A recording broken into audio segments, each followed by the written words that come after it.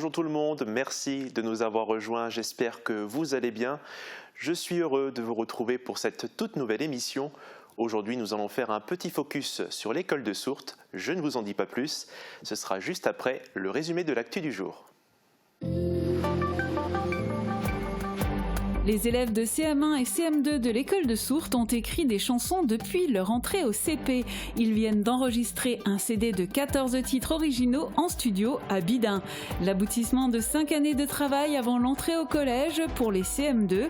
Un clip vidéo sera même réalisé pour une chanson sur la planète. L'école du verre et du sabot de Sourtes a de multiples projets. Dans le cadre de la labellisation Éco-École, les élèves pratiquent l'école du dehors. Ils se rendent dans leur jardin pédagogique une fois par semaine et cette semaine, ils ont installé des fleurs en bouchon qui ont été fabriquées à l'école par leurs soins.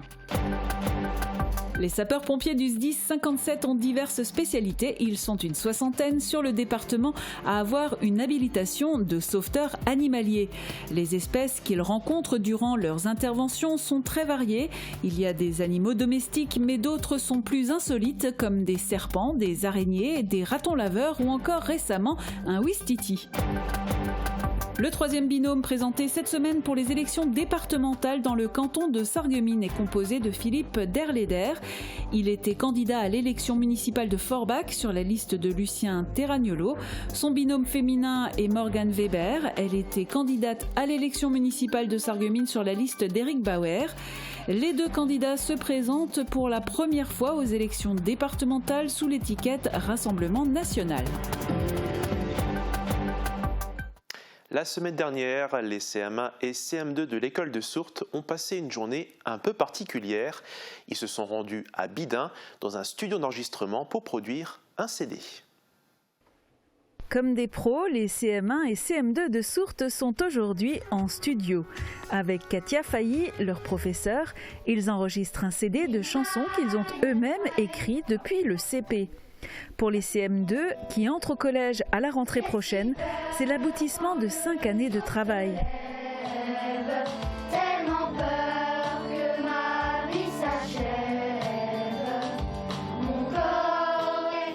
Déjà, voilà, j'adore faire de la musique avec les enfants. C'est important qu'ils puissent faire autre chose. Et puis les chansons, en fait, sont nées avec des projets. On a fait un projet, par exemple, pour la réintroduction du lynx avec le parc régional des Vosges du Nord. Et ben voilà, ça a donné une chanson. On a fait un projet avec le musée du sabot. Et ben ça a donné une chanson. Une chanson sur la planète fera même l'objet d'un clip vidéo. Sur le CD, Katia Failly, qui a composé les musiques, profite aussi des élèves musiciens comme Antoine, qui a un grand rôle à jouer. C'était bien. D'abord on a écrit, après on a fait les partitions pour moi et on arrive là aujourd'hui au studio d'enregistrement pour faire le CD. Depuis qu'il a les partitions, Antoine a travaillé tous les jours pour être prêt aujourd'hui.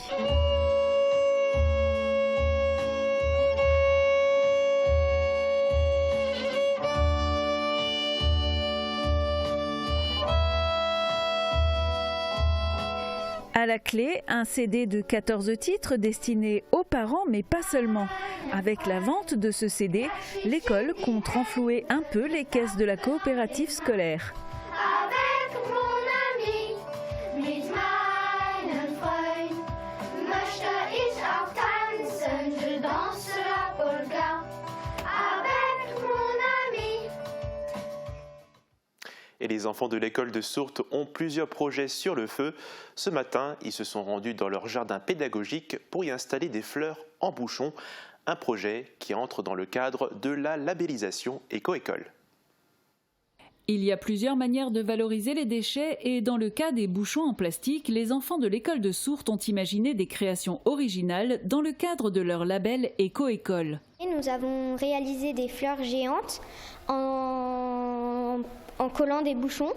Et pour cela, nous avons d'abord trié les bouchons par couleur. Et après, on a pris des bouchons et on les a collés un par un. Du coup, ça a pris du temps. On a fait 4 fleurs. Là-bas, il y en a dehors, une bleue et une rouge. Tout d'abord, nous avons peint et mis plusieurs couches de peinture sur les dames. Ensuite, nous les avons vernis. Puis nous avons découpé donc des fleurs sur du papier mousse avec des gabarits et tout simplement nous les avons collées. Alors on a pris des bouteilles, on a coupé ses extrémités pour en faire des fleurs. On les a peintes et on a aussi eu l'idée de faire des petits abreuvoirs pour oiseaux. Au jardin du curé, qui leur sert de jardin pédagogique, toutes leurs créations prennent place dans le décor. Au total, ils ont utilisé près de 400 bouchons récoltés tout au long de l'année. Ce qu'ils n'ont pas utilisé sera donné à l'association Les Bouchons de l'Espoir. Projets artistiques, culturels, écologiques à l'école du Verre et du Sabot, on ne manque pas d'activités enrichissantes. Nous avons rencontré Katia Failly, directrice de l'école, à l'origine de cette dynamique. En fait, cette année scolaire, nous avions 2 grands projets. L'obtention de la labellisation de l'école et l'enregistrement de CD, mais qui découlent de plein d'actions que nous avons fait en amont. Ce qu'on a remarqué qu'en fait que les enfants travaillaient beaucoup mieux déjà à l'extérieur. Donc on a l'habitude d'aller en forêt, on pratique l'école du dehors 1 à 2 fois par semaine. Donc on vient dans la forêt, on vient ici dans ce fabuleux jardin, je dirais. Et je remercie d'ailleurs Rose-Marie Guel, son mari, et puis d'autres bénévoles qui ont mis ce projet en route parce que ça permet vraiment aux enfants d'avoir un havre de paix. Quand ils viennent ici, ils sont concentrés, ils sont silencieux, ils sont actifs, et c'est pour ça pour moi qu'il est hyper important de travailler à travers des projets parce que ça nous permet de travailler différemment. Alors figurez-vous que j'ai eu un beau mail. Et puis on a été choisis pour notre poésie. Notre poésie ? Ouais, on a été choisis pour représenter la Lorraine au niveau national avec la fable. C'est vrai ? Ouais. Alors, vous pouvez faire ouais. C'est un concours qui a été organisé pour les 400 ans de la naissance de Jean de La Fontaine. Et cette écriture était aussi liée en fait au projet de labellisation parce que les enfants, à travers l'écriture du fable, retraçaient l'urgence de sauver notre planète. Et ils l'ont très bien fait. Tellement bien qu'en fait on a été choisis et peut-être on aura la chance d'aller à Paris. Des élèves qui prennent soin de l'environnement, d'autres sont les anges gardiens des animaux, ce sont les sauveteurs animaliers. Ils font partie des nombreuses spécialités qui composent les unités opérationnelles des pompiers. Bétail, animaux domestiques et parfois insolites, leur mission est différente d'une intervention à une autre. Voici un exemple lors d'un exercice de Mathia Desaki à Sarralbe. Reportage. Alors pour l'instant, on va déjà essayer de localiser. Le but, ça serait de prendre une photo pour pouvoir l'envoyer à l'expert et qui nous dise ce que c'est comme animal. Il y a un serpent quelque part dans cette pièce. L'animal s'est échappé et la mission de ces sapeurs-pompiers du SDIS 57, c'est de trouver sa cachette. Il faut ensuite l'identifier. Elle ne veut pas être prise en photo. Et surtout le capturer sans le blesser. Mais aucune raison de paniquer, cette espèce est une couleuvre des blés, elle n'est pas venimeuse. Si le reptile porte une puce, le propriétaire sera contacté. Sinon, l'animal sera confié à une personne ou un organisme capable de s'en occuper. Vous venez d'assister à un exercice fréquent pour les membres du SDIS 57. Le secours animalier, une spécialité importante du métier de sapeur-pompier, mais qui reste peu connue. Alors c'est une spécialité qui est très intéressante parce que les interventions sont diverses et variées. Et qu'on ne sait jamais vraiment à quoi on va se retrouver confronté. L'intervention qui au départ pourrait être basique peut se compliquer rapidement. Et le contact avec justement les animaux et toute cette faune, c'est effectivement une autre approche de notre domaine de compétences. Et justement, changement de décor pour une nouvelle approche. Ce chien s'est retrouvé coincé dans un fossé. Donc ce que j'aimerais, c'est réussir à descendre. J'équipe le chien. On remonte le chien et après, vous me remontez moi. Sauver un animal en détresse, c'est une des missions régulières du SDIS 57 qui a l'habitude de ce type d'intervention, mais pas que. On a sur l'aspect classique, classiquement tout ce qui est les animaux domestiques aujourd'hui, le chien, le chat, qui peut être en situation de détresse, comme on l'a vu là. C'est des choses auxquelles on a déjà été confrontés. L'abandon dans les appartements, c'est aussi quelque chose qu'on voit de plus en plus. Des gens qui déménagent et qui laissent leurs animaux à l'abandon dans l'appartement. On a des problèmes d'insalubrité aussi. Et puis après, on va avoir tout ce qui est les gros animaux. On est quand même dans un secteur assez rural. Donc tout ce qui est les animaux de ferme. Plus de peur que de mal pour Nelson, le chien. Des chats, des chevaux, mais aussi des cigognes et d'autres volatiles. Les sauveteurs rencontrent tout type d'animaux, parfois les plus étonnants. Alors effectivement, on est dans un département qui a un certain nombre de frontières avec d'autres pays et l'importation illégale est aujourd'hui un vrai problème. Donc on peut retrouver classiquement du serpent, de l'araignée, de la mygale. On a retrouvé récemment du raton laveur, du ouistiti dans des appartements. C'est quand même des choses qui sont soumises à autorisation de détention. Et bien souvent les gens vont prendre ça petit parce que c'est joli, c'est mignon et puis ça amuse tout le monde. Et quand ça devient plus grand et que c'est gênant, ça relâche dans la nature ou ça abandonne. Au total, une soixantaine d'agents officient sur le département, avec 299 interventions effectuées l'année dernière. Du côté politique, 9 listes sont déposées pour les élections régionales dans le Grand Est. Et aujourd'hui, nous donnons la parole au mouvement des Patriotes.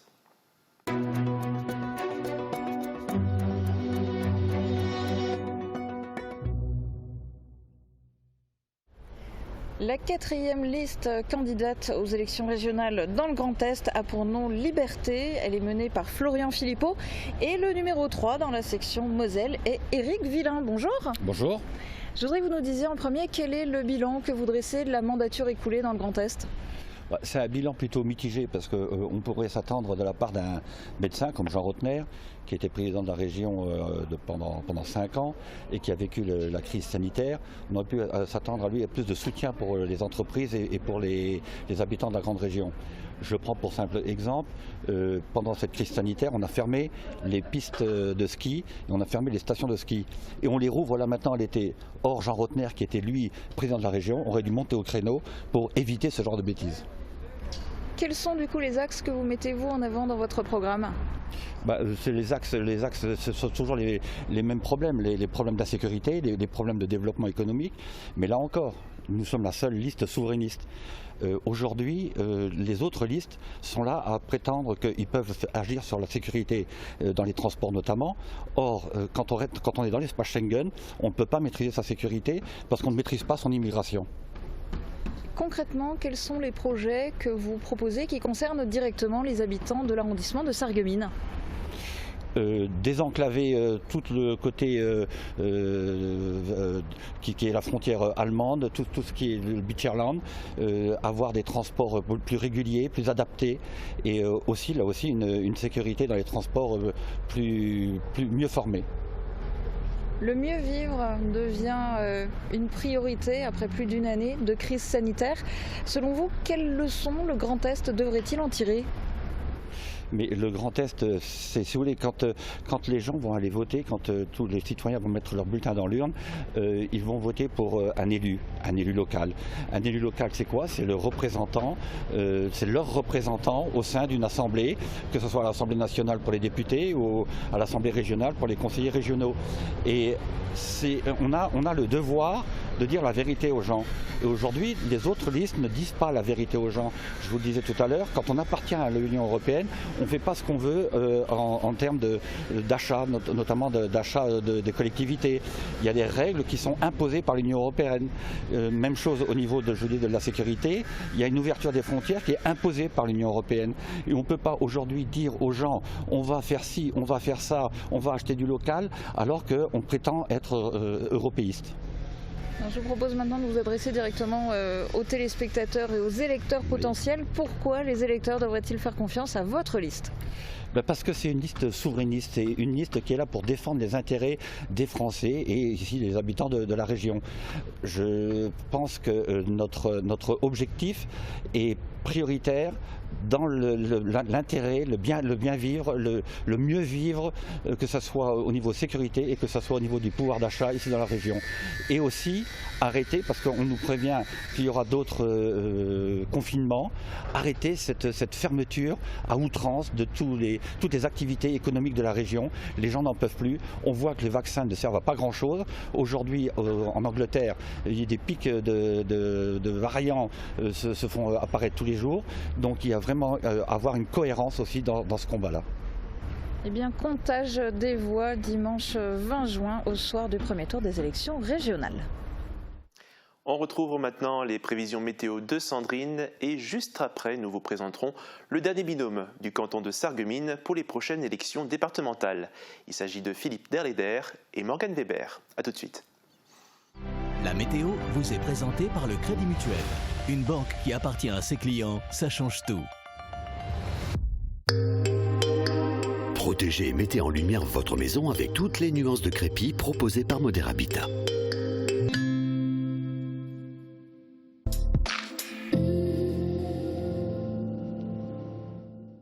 Bonjour tout le monde, avec ce temps on n'a qu'une seule envie, c'est d'aller à la plage. Mais vous savez que même chez nous c'est possible. Allez venez, je vous emmène. Sur notre territoire, il existe plusieurs lacs ou étangs dans lesquels des plages ou espaces de baignade sont installés. Même si la saison n'a pas encore totalement débuté, un bain de soleil ça ne se refuse pas. Et vu la météo, je crois que je serai encore là demain. Le soleil s'est enfin installé et compte bien rester. Demain, il va briller toute la journée et ne sera pas contrarié par les quelques nuages dans le ciel. Les températures seront elles aussi au rendez-vous avec 14 à 16 degrés pour les minimales et 26 à 28 degrés pour les maximales. Demain, pensez à souhaiter une bonne fête au Barnabé et le soleil nous accompagnera de 5h26 à 21h35. Passez tous encore une très belle journée en notre compagnie et à demain! Merci d'avoir suivi la météo avec le Crédit Mutuel. Une banque qui appartient à ses clients, ça change tout. Ordinateur, imprimante, réseau, IP Connexion vous dépanne où que vous soyez. IP Connexion, c'est aussi de la téléphonie IP, de la vidéosurveillance et de la domotique.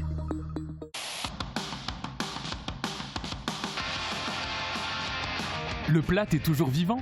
À Sarreguemines, la langue francique se vit toute l'année. La ville se mobilise avec les forces locales vives, artistes, associations, commerçants ou encore collèges et lycées pour vous proposer des animations, des expositions et de nombreux partenariats. Retrouvez la liste des événements et toutes les informations sur sarreguemines.fr/Platt. In Sarreguemines lebt der Platt immer noch. Pour la fête des pères, ne cherchez plus, le roi des vins est à Stirin-Wendel. Retrouvez plus de 3500 références de vins, un grand choix d'alcool, de spiritueux et plein d'idées cadeaux. Faites-lui la surprise avec une livraison prête en 24 heures. Le roi des vins, c'est du choix, des prix et des conseils. C'est aussi un service en drive et une boutique en ligne. Le roi des vins à Stirin-Wendel, où choisir devient un plaisir. Le scooter électrique, c'est l'atout mobilité indispensable de votre quotidien. Moderne, pratique et confortable, nos scooters électriques vous offrent l'autonomie en toute sécurité. Redécouvrez le plaisir d'une simple balade et simplifiez vos déplacements. Venez tester nos différents modèles sur rendez-vous dans nos centres de santé AVS à Sarreguemines et Morsbach. Et si vous ne pouvez pas vous déplacer, nous venons à votre domicile. AVS Santé, notre métier, vous accompagner.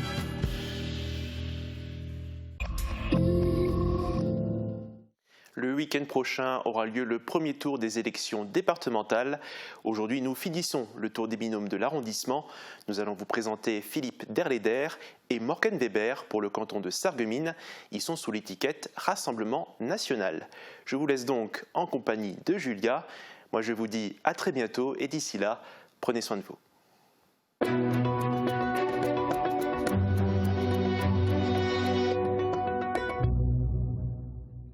Bonjour à tous, dernier acte de campagne électorale sur Mosaïque Cristal pour les élections départementales. On termine le tour d'horizon des binômes en lice dans le canton de Sarreguemines avec le troisième binôme qui est composé de Philippe Derleder et Morgane Weber. Bonjour à tous les deux. Bonjour Julia. Alors on commence dans l'ordre alphabétique, du coup avec vous Philippe Derleder, et d'abord on va regarder votre portrait pour vous présenter aux téléspectateurs. Philippe Derleder, 50 ans, est infirmier libéral. Installé à Sarreguemines depuis 6 ans, il est candidat pour la première fois aux élections départementales sous l'étiquette Rassemblement National. En 2020, il était candidat à l'élection municipale de Forbach sur la liste de Lucien Terragnolo. Marié sans enfant, Philippe Derleder a la double nationalité. Il a vécu à Brême et Berlin où il travaillait comme aide-soignant avant de rejoindre les Alpes-Maritimes en 1998. En 2015, il entame des études de médecine au CHU de la Sarre dont il achève actuellement le 2e cycle. siècle. Il souhaite devenir médecin généraliste. De 2005 à 2015, il était actif au sein du syndicat national des infirmières et infirmiers libéraux en tant que président départemental et membre du bureau national. Aujourd'hui, il est président de l'association Vivre dans le centre-ville de Sarreguemines. Militant engagé, il est très inspiré par le parcours et la détermination de Marine Le Pen. La lecture et les sciences naturelles sont ses principales passions. Philippe Derleder aime l'honnêteté, la bienveillance, la démocratie, la liberté d'expression et n'apprécie pas la malhonnêteté et le narcissisme. Il se définit comme quelqu'un de bienveillant, humaniste, jovial, mais aussi de détaché, avec une certaine légèreté. Pour lui, une vie réussie est faite d'honnêteté morale et intellectuelle et de bienveillance envers les autres. Le centre-ville de Sarreguemines, c'est particulièrement important pour vous ? Oui, j'y habite depuis 6 ans. Je l'ai toujours trouvé très charmant et je pense qu'on peut encore l'améliorer. Et j'y travaille. D'où l'association et d'où le fait d'avoir choisi d'être filmé pour ce portrait. Déjà avant l'association, on s'est beaucoup activé pour ce quartier-là, qui a quand même, c'est un concentré de problèmes de notre société actuelle.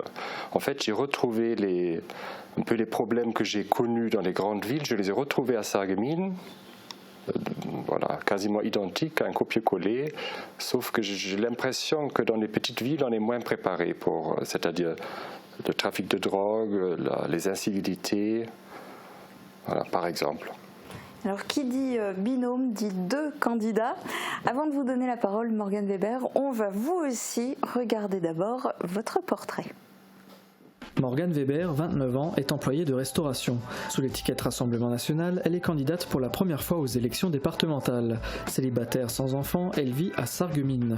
En 2020, elle était candidate à l'élection municipale de la ville sur la liste d'Éric Bauer. Après un bac ST2S, Morgane Weber tente une licence de droit, puis un BTS négociation et relations clients, tout en travaillant le week-end dans la restauration rapide.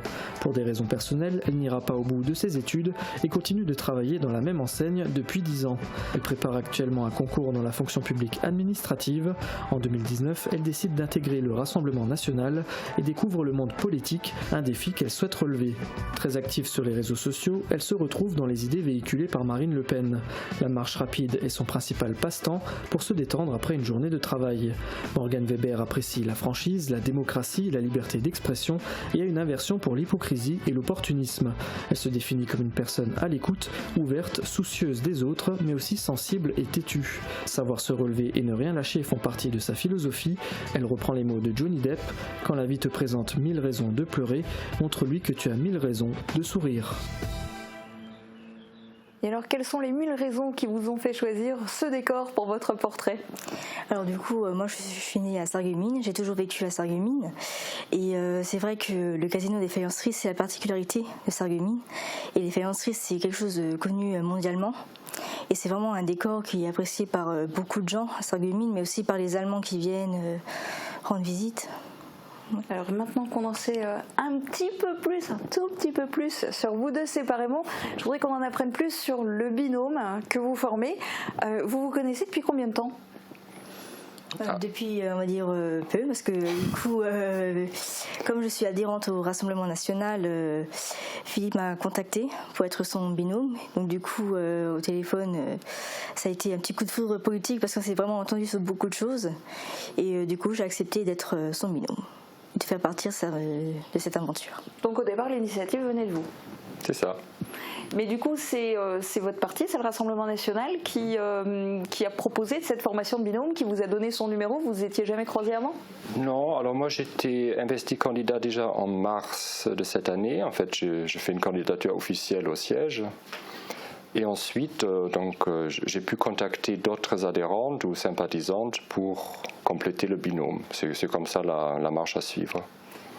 C'est un avantage de se présenter comme ça en ayant une étiquette, en ayant un parti, le Rassemblement National. Est-ce qu'il vous aide ? Est-ce qu'il vous soutient ? Il nous aide beaucoup, logistiquement déjà. Je pense que c'est honnête, c'est plus honnête de porter une étiquette. C'est plus clair pour les électeurs qui sont déjà peut-être pas trop intéressés par cette élection, pour leur donner des choix clairs et visibles. Pour qu'ils n'aillent pas à chercher sur Google ce candidat-là, quelle tendance est-ce qu'il représente. Voilà, je crois que c'est plus clair et plus honnête de porter une étiquette. Même si, évidemment, personne n'est d'accord à 100% avec une étiquette politique, mais je pense qu'on rentre bien là-dedans. Alors on va parler du canton. Morgane Weber, quelle est l'image que vous avez du canton de Sarreguemines aujourd'hui ? Alors Sarreguemines, c'est déjà avant tout une ville qui est propre. Elle est quand même bien entretenue, il faut dire ce qui est. Mais on va dire que la particularité de Sarreguemines, comme je l'avais dit avant, ce sont les faïenceries. C'est la belle image de Sarreguemines. Faïenceries de Sarreguemines, pardon. Et donc voilà, c'est la particularité. Et vous, quelle est la vision que vous avez du canton de Sarreguemines ? Le canton de Sarreguemines, bon, c'est une ville qui a quand même tout, qui offre tout, même si elle n'a que 20 000 habitants, on y trouve tout, plus la ruralité autour. Voilà, c'est un peu ça l'essence de ce canton, je pense. Alors au fil des ans et même des décennies, il y a un sujet phare qui est régulièrement revenu sur le tapis dans le canton de Sarreguemines, c'est le contournement sud.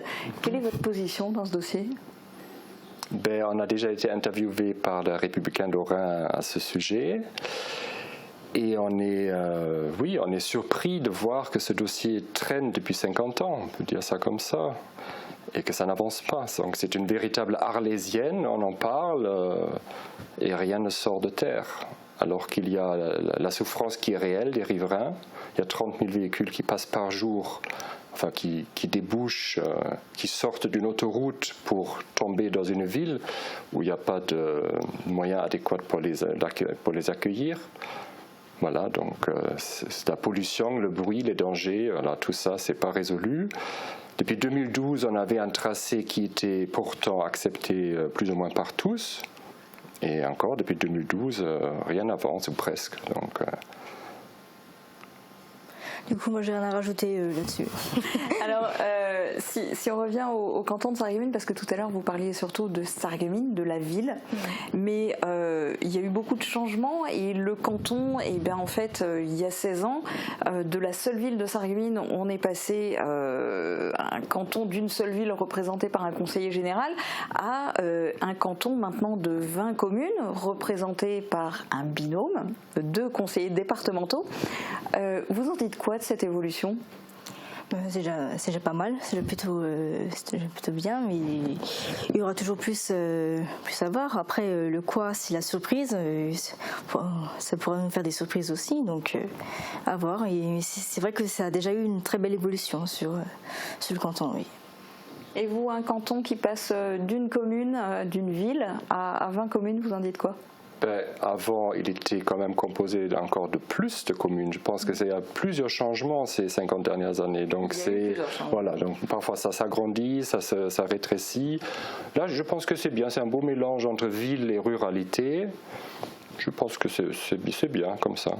Alors dans ce beau mélange, si vous êtes élu, qu'est-ce que vous avez envie de mener comme action, comme projet dans l'ensemble du canton de Sarreguemines ? On a plusieurs projets phares dans notre programme, c'est notamment la faïencerie de Sarreguemines qu'on voudrait réanimer.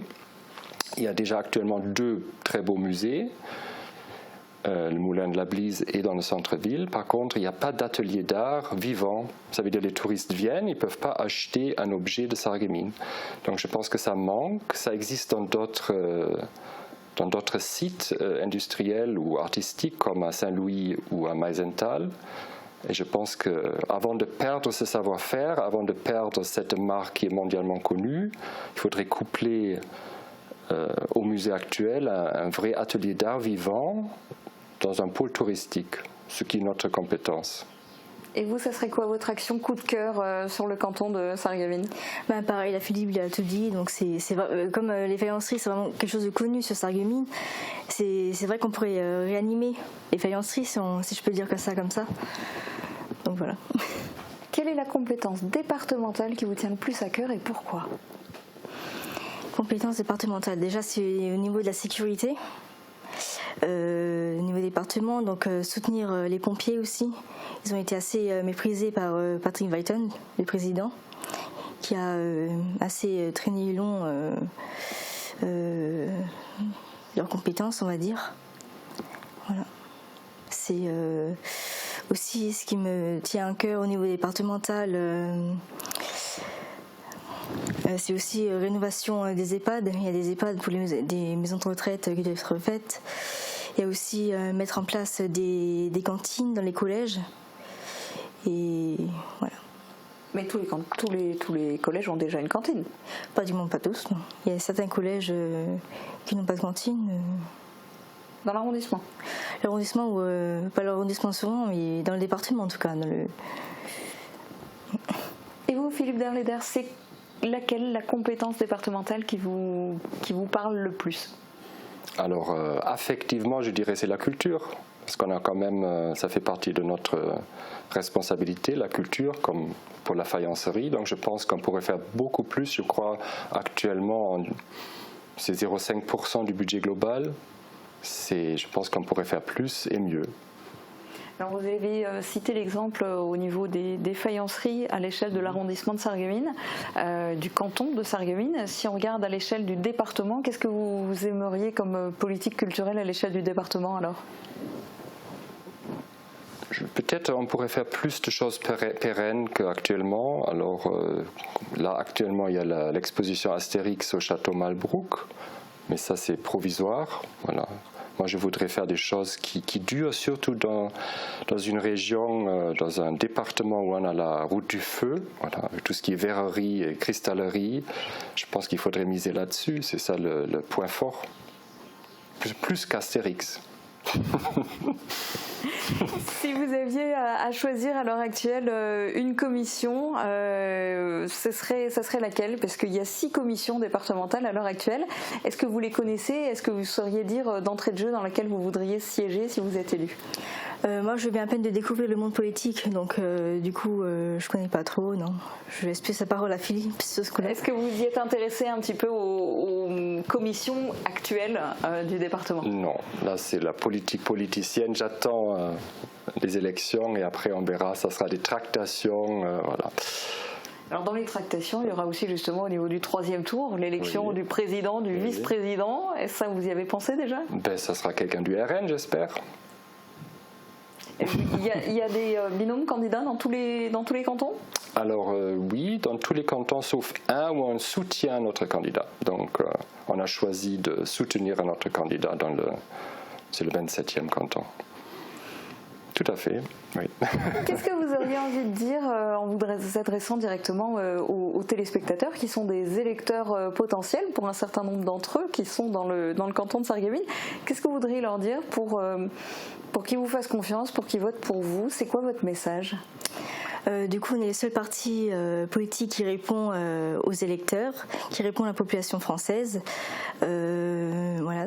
Et donc, du coup, votez pour nous et faites-nous confiance et on va prouver que vous pouvez nous faire confiance. Et vous, qu'est-ce que vous voudriez leur dire aux électeurs potentiels? Le retour du bon sens. Voilà, c'est ça la devise. Et bien, ça sera le mot de la fin. Réponse le 20 juin, date du premier tour des élections. Le deuxième tour, ça sera le 27 juin. C'est la fin de cette émission et de notre tour d'horizon des binômes candidats. Très bonne journée, à bientôt.